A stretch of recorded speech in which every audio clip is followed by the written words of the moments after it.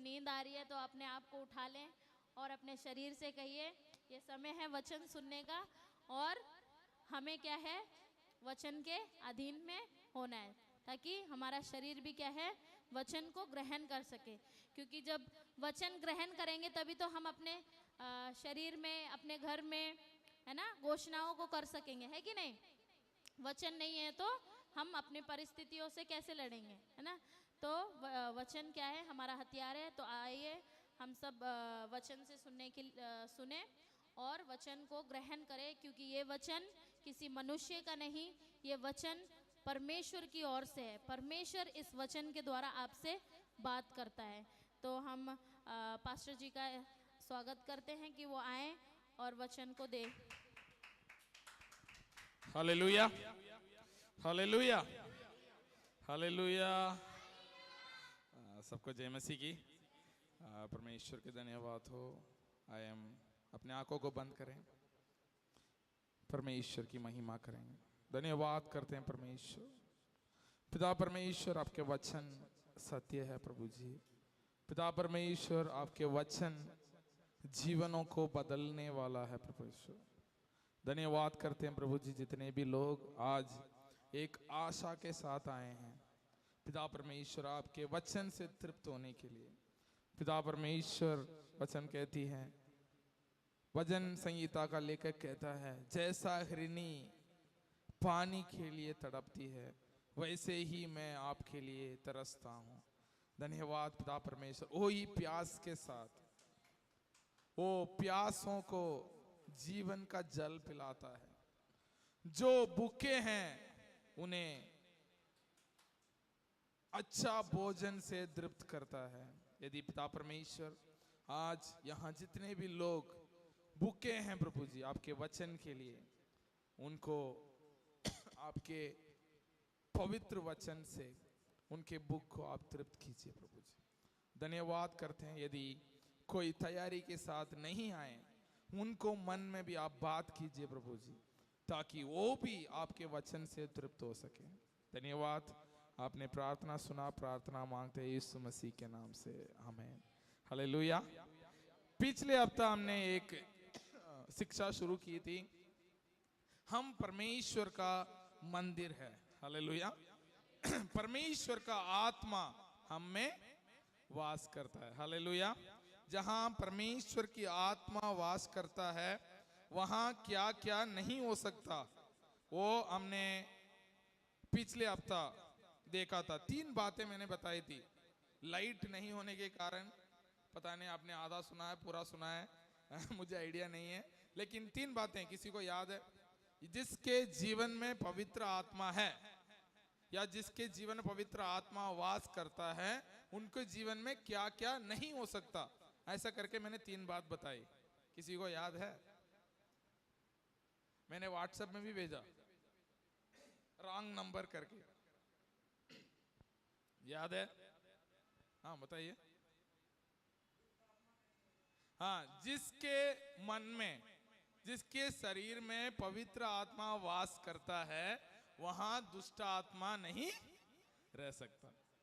दुष्ट आत्मा रहेगा या पवित्र आत्मा। जैसे मैंने एक उदाहरण भी दिया था, जब तक रोशनी नहीं है वो कमरा कैसा होगा? अंधेरा होता है। जब लाइट ऑन करते ही अब ये नहीं ढूंढेंगे अरे अंधेरा कहां चला गया, अपने आप वो बाहर चला जाता है। वैसे ही जिसके जीवन में पवित्र आत्मा आ जाता है, उसके अंदर से दुष्ट आत्मा को अपने आप निकलना पड़ेगा। उसके बाद विश्वासी का काम यह नहीं है अरे मेरे जीवन में था वो कहां गया, अब अंधेरा कहां गया ढूंढते रहते हैं क्या? नहीं है, लाइट ऑन किया तो अपने आप चला गया। जिसके जीवन में पवित्र आत्मा वास करता है उसको जीवन में दुष्ट आत्मा को या दुष्ट शक्तियों को कोई जगह नहीं है। ठीक है। दूसरी बात हमने देखा है, पवित्र आत्मा किसी भी कारण से हमें नहीं छोड़ता है। पुराना नियम में पवित्र आत्मा किसी के ऊपर थोड़े समय के लिए आता है फिर चला जाता था, लेकिन जब यीशु मसीह हमारे लिए मरे और यीशु मसीह तब ऊपर जा रहे थे, उन्होंने कहा मैं तुम्हारे लिए एक सहायक भेजूंगा। वो क्या करेगा? आपको हर शिक्षा सिखाएगा और आपके साथ अनंत काल के लिए रहने के लिए। जब तक प्रभु यीशु मसीह का दूसरा आगमन नहीं आएगा, जब तक हम स्वर्ग नहीं जाएंगे, तब तक परमेश्वर की आत्मा हमें कभी नहीं छोड़ता है। यदि आप गलत काम भी करते हैं, हम पाप करते हैं मनुष्य होने के नाते, फिर भी वो दुखित होता है आपके मन में रह के, वो दुखित होता है, लेकिन आपको छोड़ के नहीं जाता है। वो ये इच्छा के साथ आपके मन में रहता है कि आज नहीं तो कल ये मेरा आवाज को सुनेगा, क्योंकि वो अनंत काल के लिए आपके साथ रहने के लिए आया है। तीसरी बात मैंने बताया है, परमेश्वर जिसके शरीर में परमेश्वर की आत्मा है, वहां परमेश्वर कभी बीमारी को नहीं बेचते हैं। लोग विश्वास करते हैं कभी कभी, अरे ये बीमारी परमेश्वर तो मेरे जीवन में नहीं भेजा। वो नहीं है। जिसके शरीर में पवित्र आत्मा है, वहां परमेश्वर कभी भी कोई बीमारी से, कोई दुखी से हमें कुछ चीज सिखाना नहीं चाहते हैं। परमेश्वर हमेशा हमारे लिए भलाई चाहते हैं। क्या चाहते हैं? भलाई। कौन बुराई चाहता है? शैतान, दुष्ट जो है हमारे विरोध में बुराई चाहता है और बुराई करने के लिए कोशिश करता है। वो कितना कोशिश कर सकता है उतना कोशिश करता है, लेकिन हम उसको जगह देते हैं तो फिर ये सारे काम हमारे जीवन में कर सकता है। दुष्ट आत्मा का काम हो सकता है, वो हमें हमारे जीवन में रहने तो नहीं आती है, आपके आसपास से भटका के आपको विश्वास दिलाती है कि नहीं मैं आपके अंदर हूं, लेकिन सच में वो नहीं है। ना बीमारी ना संकट परमेश्वर की ओर से नहीं आता। परमेश्वर वो नहीं है कि चलो मैं पवित्र आत्मा भी दूंगा, तुम्हें दुखी भी दूंगा, ऐसा नहीं होता है, क्योंकि वो परमेश्वर है, वो भला है। हालेलुया। ये पिछले हफ्ता का सारांश था। आज जो है हम देखेंगे, आज का दूसरा भाग जो है, परमेश्वर की आत्मा हमारे जीवन में कब आती है। ठीक है, आप बहुत सारे लोग नया हैं, कुछ लोग पुराना है, इसलिए मैं दोबारा दोहराना चाहता हूं, आप जानते तो और आपको याद रहेगा। परमेश्वर की आत्मा जब हम प्रभु यीशु मसीह को मानते हैं, जिस दिन आप मानते हैं प्रभु यीशु मसीह हमारे पापों के लिए मरा, हमारे जीवन के लिए, हमारे लिए अपने जान दी और जी उठा, और हमारे लिए एक जगह तैयारी करने के लिए स्वर्ग गया, और वो हमें लेने के लिए दोबारा वापस आएगा। इन बात को जब हम विश्वास करते हैं अपने मन में, ठीक है, विश्वास करते हैं, उस समय में पवित्र आत्मा, मतलब हम विश्वास करते हैं, उसका मतलब क्या है? हम पवित्र आत्मा को हमारे जीवन में स्वागत करते हैं। ठीक है, जब यदि कोई व्यक्ति वो कहता है कि मैं प्रभु यीशु मसीह पर विश्वास करता हूं, इसका मतलब है पवित्र आत्मा मेरे अंदर आ जाओ। जब हम स्वागत करते हैं, विश्वास करते ही पवित्र आत्मा हम में वास करने लग जाता है। तो आज का टॉपिक है पवित्र आत्मा मुझ में। पवित्र आत्मा मुझ में, आपके अंदर पवित्र आत्मा है, वो क्या कार्य करता है, ठीक है, वो आज हम सीखेंगे। ठीक है, वो बोलने से पहले, पवित्र आत्मा मसीह लोगों के लिए एक तोहफा है। क्या है? तोहफा। जैसा वेलकम गिफ्ट मिलता है, क्या मिलता है? वेलकम गिफ्ट, स्वागत का एक गिफ्ट मिलता है। आप कंपनी में ज्वाइन करते हैं, आपका पैकेज वगैरह लिख के, बड़े बड़े कंपनियों में उसके साथ कुछ गिफ्ट भी देते हैं, हमारे कंपनी में आपका स्वागत है। जब हम प्रभु यीशु मसीह का परिवार में जुड़ते हैं, तब हमारे स्वागत के लिए हमारे लिए क्या दिया जाता है? एक तोहफा दिया जाता है, वो है पवित्र आत्मा। वो हमारे मन में क्या करते हैं? वास करते हैं। हालेलुया। वो हमारे मन में वास करते हैं। ठीक है, लेकिन पवित्र आत्मा हमें वास करने के बाद हमें क्या करना चाहिए? उसके आत्मा हमें जैसा चलाता है वैसा चलना चाहिए। परमेश्वर की आत्मा जैसे हमें चलाता है वैसे हमें क्या करना चाहिए? चलना चाहिए। आप पढ़िए गलातियों अध्याय 5 का 16। गलातियों अध्याय 5 का 16।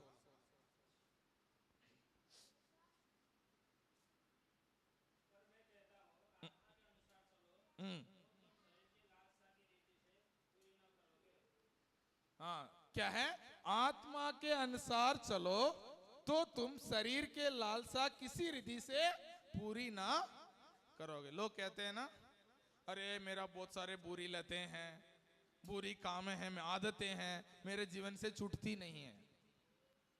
यदि आपको पता चल गया, इसका मतलब क्या है? पवित्र आत्मा आपसे बात कर रहा है। उसके अनुसार चलना या नहीं चलना किसके हाथ में है? किसके हाथ में है सिस्टर जी? पवित्र आत्मा के अनुसार चलना नहीं चलना किसके हाथ में है? किसके हाथ में? हमारे हाथ में। हम निर्णय करेंगे, नहीं इस आदत को तो मैं छोड़ूंगा नहीं, तो परमेश्वर आपके गला पकड़ के दीवार में नहीं लटकाएगा, अरे तुम्हें तो छोड़ना पड़ेगा। वो एक शांत का आत्मा है। वो हमें क्या करता है? अंदर से आपके मन में बात करता है, मेरे बच्चा, मेरा बेटी, मेरा बेटा, आपको इस आदत को क्या करना पड़ेगा? छोड़ना पड़ेगा। आज नहीं तो कल इसको छोड़ना पड़ेगा, क्योंकि आपके लिए यह शोभा नहीं देती है। तो वचन में क्या लिखा? हमें आत्मा के अनुसार, जो आत्मा हमारे अंदर वास करता है उसके अनुसार हमें चलना है। ठीक है? चलते हैं तो हम कोई भी लालसाओं को, बुरी इच्छाओं को हमारे जीवन में काम करने नहीं देते हैं। ठीक है? पवित्र आत्मा को हम दो तरीके से अनुभव करते हैं। कैसे? दो तरीके से हम पवित्र आत्मा को हमारे जीवन में अनुभव करते हैं। एक है पवित्र आत्मा मुझ में। क्या है? पवित्र आत्मा मुझ में। दूसरा है पवित्र आत्मा मेरे ऊपर। ठीक है? मेरे अंदर और मेरे ऊपर। दो तरीके का पवित्र आत्मा का अनुभव है। आपके लिए, कुछ लोगों के लिए नया लग सकता है, लेकिन ये दो अनुभव हमें करना जरूरी है। जो पवित्र आत्मा जो हमें हमारे अंदर है, उसका मैं वचन सिखाऊंगा आपको। पवित्र आत्मा जो हमारे अंदर है वो क्या करता है? हमें सिखाता है। क्या करता है? हमें सिखाता है। ठीक है, आप पढ़िए यूहन्ना रचित सुसमाचार अध्याय 20 का 22। पहले बार परमेश्वर जो है, प्रभु यीशु मसीह, पवित्र आत्मा किसी को दिया। यूहन्ना रचित सुसमाचार अध्याय 20 का 22 क्या लिखा है? देखिए।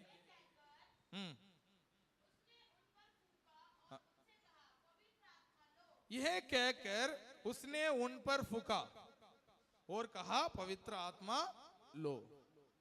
ठीक है? ये किसके बारे में है? यीशु मसीह के चेले हैं। कितने चेले थे? 12 चेलों के ऊपर यीशु मसीह ने फूंका और कहा, पवित्र आत्मा लो।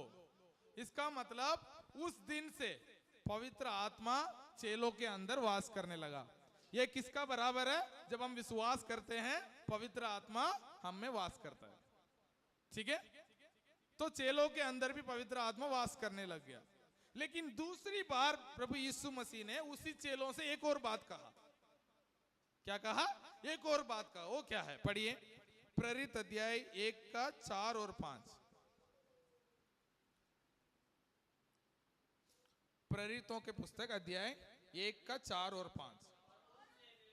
और उनसे मिलकर उन्हें आज्ञा दी। यीशु मसीह अपने चेलों से मिलकर उन्हें आज्ञा दी।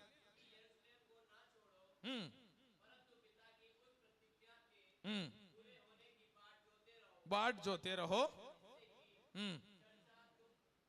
हाँ हाँ, सुन चुके हो।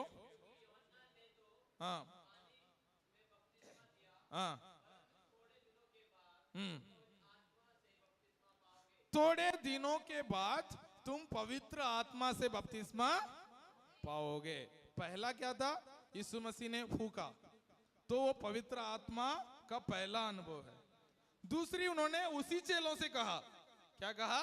तुम इंतजार करो, तुम क्या करोगे? पवित्र आत्मा को पाओगे। क्या पाओगे? पवित्र आत्मा का बपतिस्मा पाओगे। ये जो है पवित्र आत्मा का दूसरा अनुभव है। ठीक है? पहला तो मैंने बता दिया। पहले जो हमारे अंदर वास करता है वो क्या करता है? हमें अगुवाई करता है। क्या अगुवाई करता है? कैसे क्या करना है, क्या नहीं करना है, इन मामले में फंस सकते हैं, नहीं फंस सकते हैं। ऐसे काम हमें करना है, नहीं करना चाहिए, क्या करने से क्या होगा, ये सब पवित्र आत्मा जो हमारे अंदर वास करता है वो करता है। जो दूसरा पवित्र आत्मा का अनुभव है जो हमारे ऊपर है, उसका काम क्या है? पढ़िए प्रेरित अध्याय 1 का 8, उसका दो वचन छोड़कर।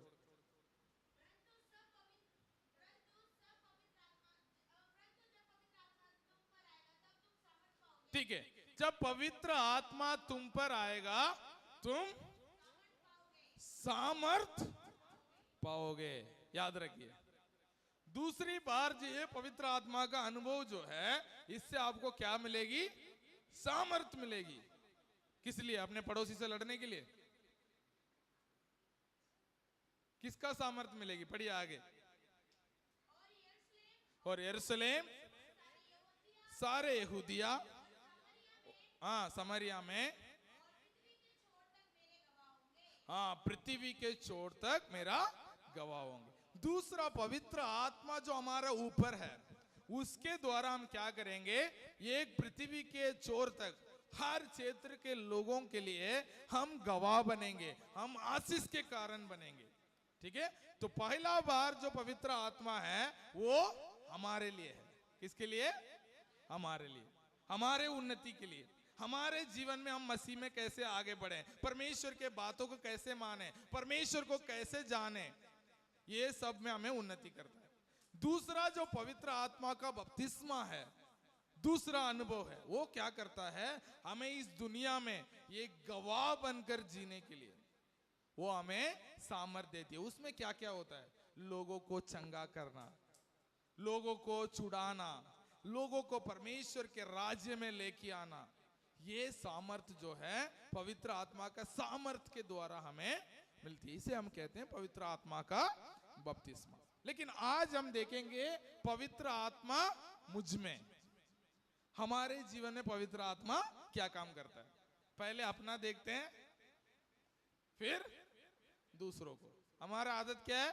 पहले दूसरों को बुराई करना, फिर अपना देखना। आज सुबह मैंने किसी का स्टेटस देखा था, भाई मैंने 10 झूठ बोला होगा, लेकिन आपने भी एक बोली होगी कम से कम, इसलिए मुझे न्याय मत करो, अपने आप को ठीक करो। मैं मानता हूं कि मैंने 10 झूठ बोला है, लेकिन मेरे को यह भी पता है आपने भी कम से कम एक बोला होगा, इसलिए पहले आपको ठीक करो, फिर उसके बाद मुझे बताओ।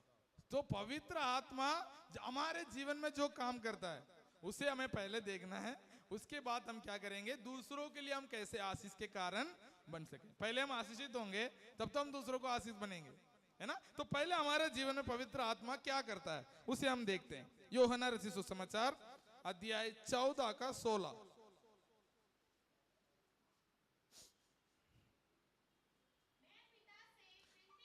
मैं पिता से विनती करूंगा, वह तुम्हें एक और सहायक देगा, वो सर्वदा तुम्हारे साथ रहे। तो क्या? पवित्र आत्मा जो हमारे अंदर है वो हमारा कौन है? सहायक है। कौन है? सहायक मतलब हमें मदद करने वाला, हमें मदद करने वाला। ये मत सोचना हमारा नौकर है, हमारा नौकर नहीं है, लेकिन हमें मदद करने वाला। अभी हमारे सेवकाएं हैं, उसमें कितने लोग काम करते हैं, आपको क्या लगता है ये सब होने में अचानक मैं आने से सब हो जाती है? नहीं है। छोटे छोटे बच्चे हैं, लोग हैं, एक वो वचन चला रहे हैं, एक फोन चला रहे हैं, एक कंप्यूटर चला रहे हैं, एक वहां लाइव के लिए काम कर रहे हैं, एक कैमरा में शूट कर रहे हैं, और कोई झाड़ू लगाया है। तो मतलब ये सबने काम करके ये कलीसिया हो रहा है। इसका मतलब ये सब मेरा नौकर है? नहीं है, ये सब मेरा सहायक है, सेवकाई में मुझे मदद कर रहा है। जैसा पवित्र आत्मा हमारा सहायक, मतलब हमें वो नहीं सोचना है कि वो हमारे नौकर है, हमें मदद करने वाला। किसमें मदद करने वाला? परमेश्वर के वचन में चलने के लिए, एक अच्छा जीवन बिताने के लिए हमें मदद करने वाला। यीशु मसीह ने बोला मैं एक सहायक भेजूंगा। भेजा था। हमने यदि प्रेरितों के पुस्तक देखेंगे उसमें पवित्र आत्मा को भेजा, और जब हम विश्वास करते हैं हमारे अंदर वो वास करता है। एक और वचन पढ़िए, यूहन्ना रचित सुसमाचार 15:26। हाँ, बच्चे भी डायरी लेके आके आपको लिखना है। हाँ, वचन लिख के घर जाके दोबारा क्या करना है, देखना है। अरे वचन तो बड़े लोगों के लिए, हम तो आराम से बैठे रहेंगे। हाँ, छोटे छोटे बच्चे भी अपना डायरी लेके आना है, उसमें लिखना है, बाइबल भी लेके आना है। ठीक है? हाँ ठीक है, पढ़िए। परंतु जब वह सहायक आएगा भेजूंगा, अर्थात सत्य का आत्मा, हाँ, वो मेरी गवाही देगा। तो सत्य का आत्मा किसका गवाही देगा? यीशु मसीह का गवाही देगा। यीशु मसीह के बारे में, हाँ, परमेश्वर के बारे में हमारे जीवन में गवाही देगा। ठीक है? तो हमारा सहायक है जो यीशु मसीह, जो हमारे सहायक है, वो 3 बातों में हमें मदद करता है। ठीक है? आज का वचन जल्दी जल्दी खत्म करना चाहता हूं, 10 से 15 मिनट के बीच में। आप ध्यान से सुनेंगे तो जल्दी जल्दी पकड़ सकते हैं, ना तो लेट हो सकता है। ठीक है? 3 बातें में परमेश्वर की आत्मा जो हमारे अंदर वास करता है हमें मदद करता है। पहली बात, जल्दी पढ़िए, यूहन्ना रचित सुसमाचार अध्याय 14:26। जल्दी। हाँ, सहायक,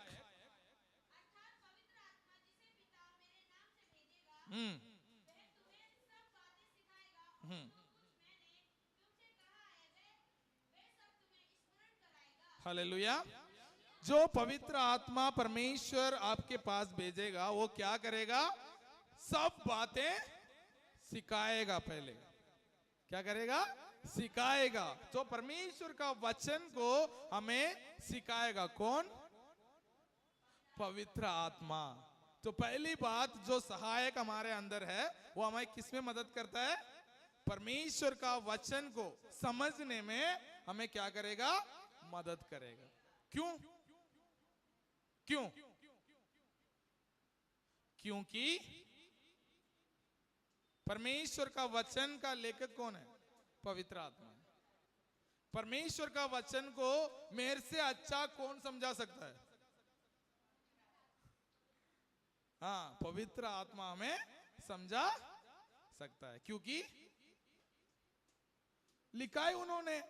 अभी मैंने एक गाना लिखा है, तेरी उपस्थिति मेरी चाह तू ही पहचान। इसका गाने का अर्थ मान के चलो, मैंने मेरे पत्नी से पूछा, वो कुछ भी बोलेगी। क्यों? अरे परमेश्वर की आत्मा मेरा चाहत है, ऐसा है वैसा है, वो मेरा पहचान है, और कुछ कहानी वो बना के बोल सकती है।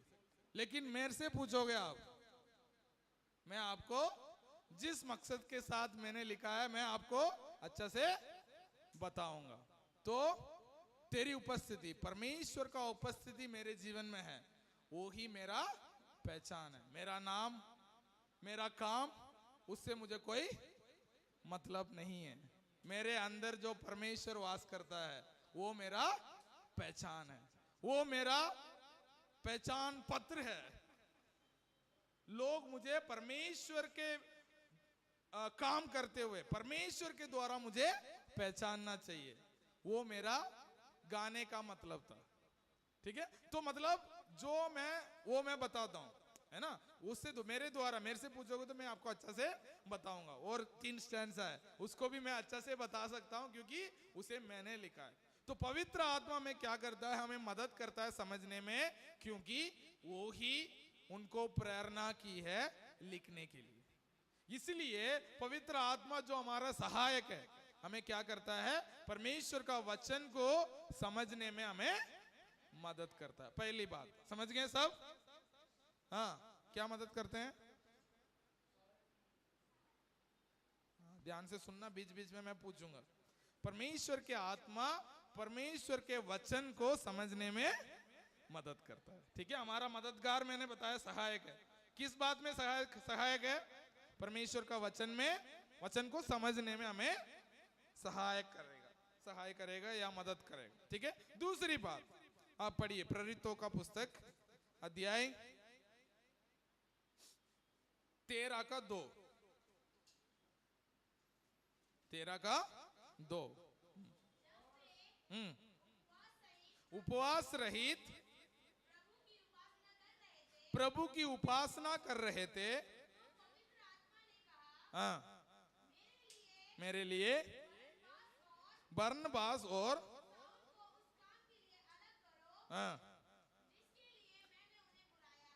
हाँ जिसके लिए मैंने उन्हें बुलाया। हेलो, क्या चल रहा है? थोड़ा पीछे हो, पीछे और पीछे हो। खेलना नहीं है, खेलने का टाइम लास्ट में खत्म होने के बाद। ठीक है, तो पवित्र आत्मा जब उपवास के साथ वो लोग उपासना कर रहे थे, पवित्र आत्मा ने उनसे कहा, क्या कहा? बरनबास और पौलुस को मेरे काम के लिए अलग करो। इसका मतलब पवित्र आत्मा किस बात में सहायता करेगा? वो चेतावनी देता है या वो इंस्ट्रक्शन देता है। इंस्ट्रक्शन को क्या बोलते हैं? निर्देश देता है। पहला क्या करता है? परमेश्वर का वचन को पढ़ने में हमें हेल्प करता है, समझने में मदद करता है। दूसरी बात है, परमेश्वर की आत्मा जो हमें वास करता है वो हमें निर्देश देता है, क्या करना है, क्या नहीं करना है, ये कर सकते हैं, नहीं कर सकते हैं। आपका जीवन में आप कोई नया काम शुरू कर रहे हैं तो पवित्र आत्मा आपको मदद करेगा, ये कर सकते हैं, नहीं कर सकते। मैंने पिछले हफ्ता एक बात आपको बोला, बुधवार बाइबल स्टडी क्या बोला होगा। आप आएंगे या नहीं आएंगे तभी भी होगा, क्योंकि पवित्र आत्मा ने मुझे अगुवाई किया। तो आपको आएंगे तो आशीष आपको मिलेगी, आप नहीं आएंगे तो मैंने पवित्र आत्मा को आज्ञा माना, मेरे को मिलेगी। ठीक है, मतलब मेरा बोलने का मतलब आप कैसे अगुवाई करता है मैं बता रहा हूं एक उदाहरण। तो हम पवित्र आत्मा जो अगुवाई आपके मन में करता है उसे हमें क्या करना चाहिए? करना चाहिए। तो दूसरी बात, पवित्र आत्मा में क्या करता है? निर्देश देता है। तीसरी बात जल्दी खत्म करके हम प्रार्थना करेंगे। इसका और निर्देश देने में एक और वचन है, घर में जाके पढ़ सकते हैं, प्रेरित अध्याय 16 का 6। वहां भी पवित्र आत्मा क्या करता है? उनको एक जगह में वचन सुनाने के लिए मना कर दिया। चलो वो भी पढ़ लेते हैं, प्रेरितों का अध्याय 16 का 6 पढ़िए। प्रेरितों के काम अध्याय 16 का 6।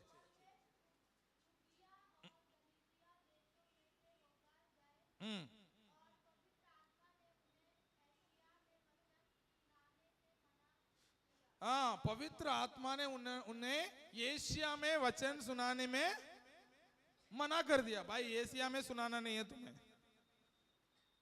हाँ आसिया एशिया, ठीक है, वहां सुनाने से उनको क्या कर दिया? मना कर दिया। क्या परमेश्वर की आत्मा वचन सुनाने में मना कर सकता है? कर सकता है। यदि कल पवित्र आत्मा मुझे कहेगा ये सर्विस बंद कर दो तो मुझे करना पड़ेगा, क्योंकि वो परमेश्वर का आत्मा है। हाँ, लेकिन ये नहीं है, परमेश्वर ने जिस काम को शुरू किया उसे पूरा होने के लिए परमेश्वर भी हमें मदद करता है। मतलब कभी परमेश्वर की आत्मा को सब पता रहता है, वो हमें क्या करते हैं, क्या करना चाहिए, क्या नहीं करना चाहिए। अभी मैं नया बात कुछ करना चाहता हूँ तो उस समय परमेश्वर क्या कर सकता है? मुझे मना कर सकता है, नहीं ये नहीं करना है। कुछ बात मैं सिखाना चाहता हूँ, पवित्र आत्मा मुझे कह रहा है कि अभी नहीं। बहुत सारे लोग, सिस्टर लोग मेरे को बोल रहे हैं आप प्रभु भोज दे दो, मैं कहता हूं अभी नहीं। जब पवित्र आत्मा मुझे अगुवाई करेगा तब मैं वो काम को करने के लिए शुरू करूंगा। मैं आपको सुनकर मैं काम नहीं करता हूं, क्योंकि आप में से कोई मेरे को नहीं बुलाया है। मुझे किसने बुलाया? परमेश्वर ने बुलाया। क्योंकि मैं आपके बात सुनूंगा फिर परमेश्वर के सामने मैं क्या ठहराऊंगा?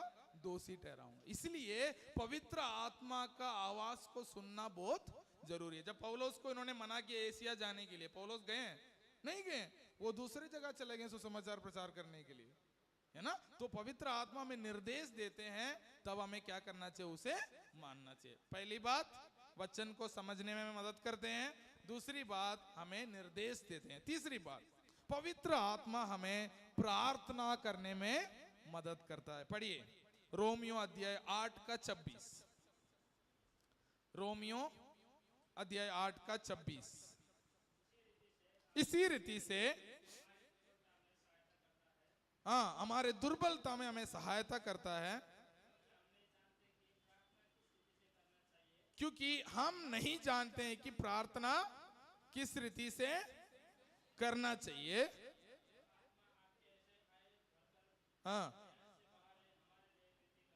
हालेलुया। परमेश्वर की आत्मा हमारे लिए प्रार्थना करने में भी मदद करता है, वो हमारे लिए प्रार्थना भी करता है। इसलिए हम बोलते हैं, मैं आपसे बोलता हूं कि अन्य भाषाओं में बात करना, अन्य भाषाओं में प्रार्थना करना, उसका मतलब क्या है? क्योंकि कई बातें हमें पता नहीं है, हमें कैसे प्रार्थना करना है, किस चीज के लिए प्रार्थना करना है, कैसे विनती करना है, हमें पता नहीं है, कोई आइडिया नहीं है। जब हम अन्य भाषाओं में बात करते हैं, उस समय में पवित्र आत्मा हमारे लिए क्या करता है? विनती करता है, हमारे लिए प्रार्थना करता है, हमारे लिए क्या करते हैं?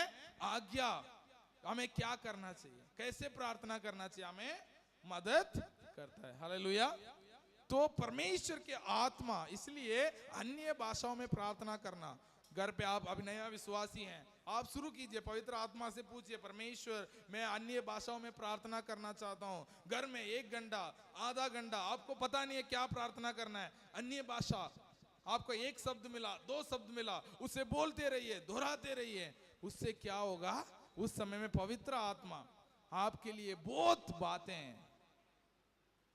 आपके लिए प्रार्थना कर रहे होंगे, आपके लिए विनती कर रहे होंगे, आपके लिए सुरक्षा कर रहे होंगे।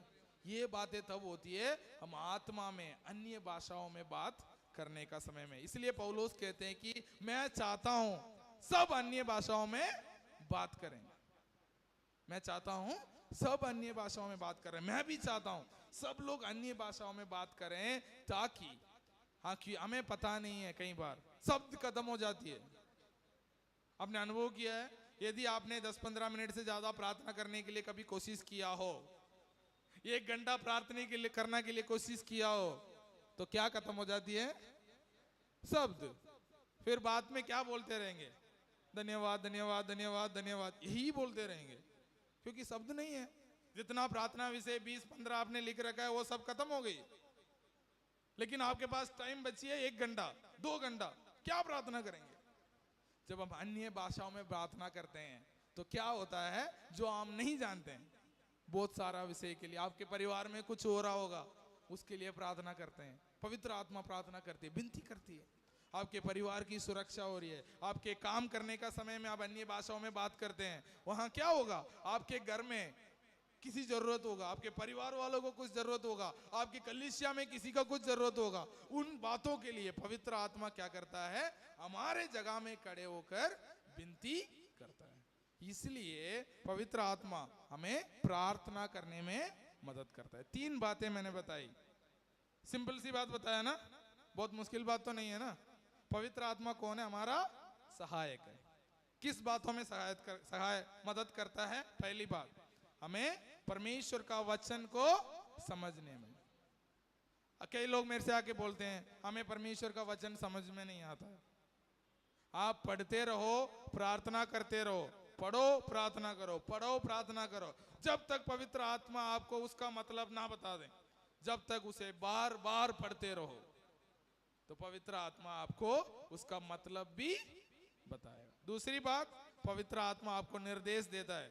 आप घर से निकल रहे हो, आपके मन में पवित्र आत्मा अगुवाई कर रहा है, ये काम मत करो, ये काम मत करो, तो मत करो। पवित्र आत्मा कभी बीड़ी पीने के लिए अगुवाई नहीं करेगा। आप बीड़ी अपने पैकेट से निकल रहे हैं, हाँ, पवित्र आत्मा कह रहा है मत करो, तुरंत क्या कर देना चाहिए? वापस रख देना चाहिए, बाहर डस्टबिन दे के वहां फेंक देना चाहिए। आप उसको नहीं मानते हुए करेंगे, क्या होगा? कुछ भी होगा जो दुनिया कहती है, फेफड़ा फूक गया, वो कर लिया, ये कर लिया, हाँ, होठों में वो हो गया, ये हो गया, कुछ भी हो सकता है। लेकिन वो तो बात की बात है। लेकिन जब पवित्र आत्मा हमें अगुवाई करती है, तो मैंने एक उदाहरण दिया, जब झूठ बोलने वाले हैं, पवित्र आत्मा कहती है आपको मत बोलो, तो मत बोलना है।